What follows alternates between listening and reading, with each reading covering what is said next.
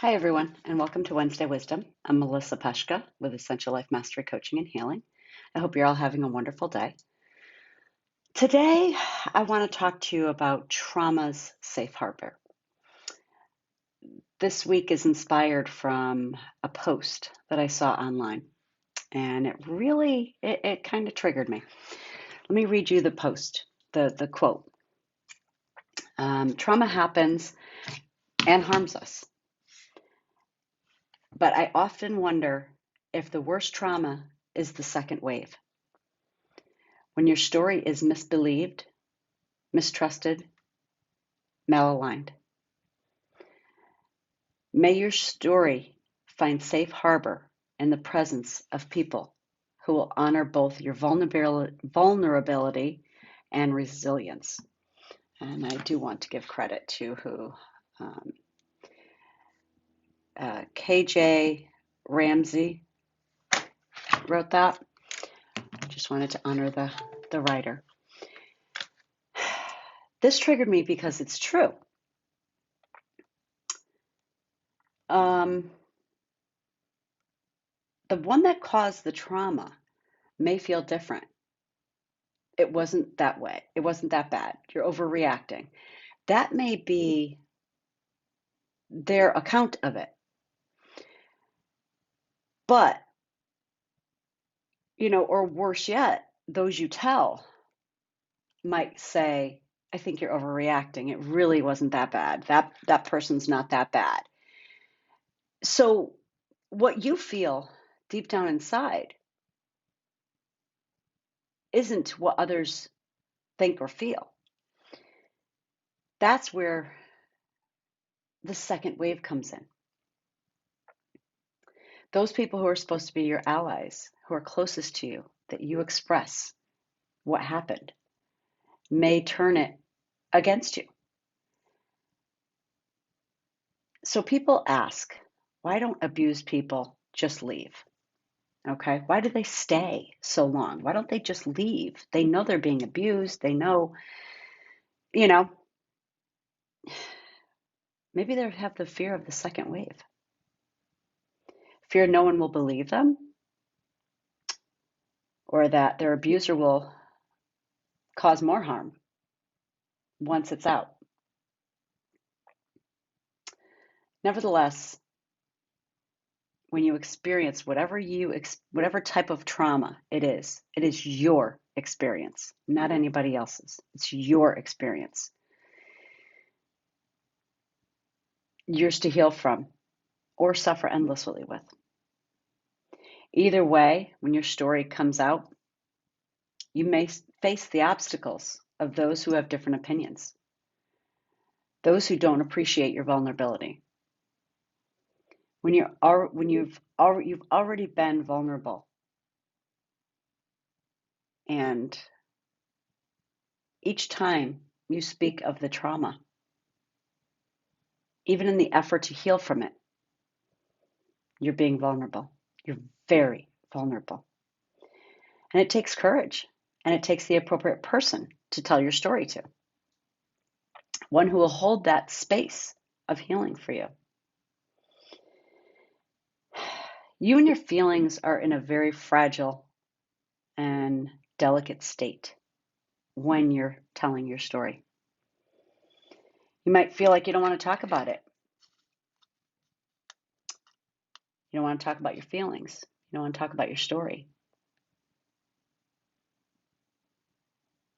You and only you can decide who you want to tell your story to. Bringing it out in the open makes you vulnerable, makes you feel unsafe. And that's a big part of coming forward. You want to feel that you're safe, that you're protected when you tell your story. You see those people that they're having a hard time with life. They just can't do it. Something's just not working for them. They run into obstacles all the time. And yet That's the person that would step up for you or anybody else in their time of need. They're the strong ones. They're the ones that don't put their vulnerability out there. They hide it. Excuse me. They don't put their story out there. Why? They don't want to burden anybody. They don't want to bother anybody. Maybe. Or maybe they just don't want to show their vulnerability. It can be embarrassing to be abused, to go through trauma. People would think you're just looking for attention. You just want to make the other person look bad. Could be narcissistic tendencies. And yes, there are people out there that have narcissistic tendencies that cry wolf all the time. It's the old don't cry wolf. You never know when to believe you.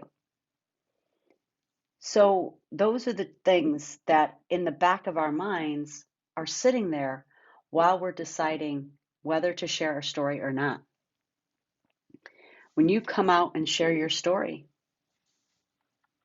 it's a big one. That's a very, very big one. Because when you're sharing your story, somebody else might be holding on to the same story inside, too afraid, to whatever, to share their story. So when you do that, you're actually gifting somebody else. You're allowing somebody else to tell their story. To be a voice for somebody else takes courage. Courage to be that vulnerable and that open, that bare, that raw, to be able to do that, to stand up and say, I went through trauma. This was my trauma that I went through. Now, this type of trauma I'm talking about is basically where, you've been abused, mistreated, those kinds of things. I'm not talking about physical trauma. And no two people are going to have the exact same feelings. They're all going to be slightly different. Some people can empathize. Some people can sympathize for you. But it's bottom line, it's your story, it's your feelings, and it's your vulnerability on the table. So what you do with that is up to you. But like I said earlier, make sure that you're sharing your story and your vulnerability with the right person, with the right people who will help support you and hold that healing space for you. Because that is what you need right now in your delicate state. You need space held for you to know that you are comforted, protected, safe, and supported. That is why I do what I do. I want to be that safe space for somebody. I want to give the comfort. I want to share my story and let people know you're not alone, because that's all everybody wants, is to know they're not alone.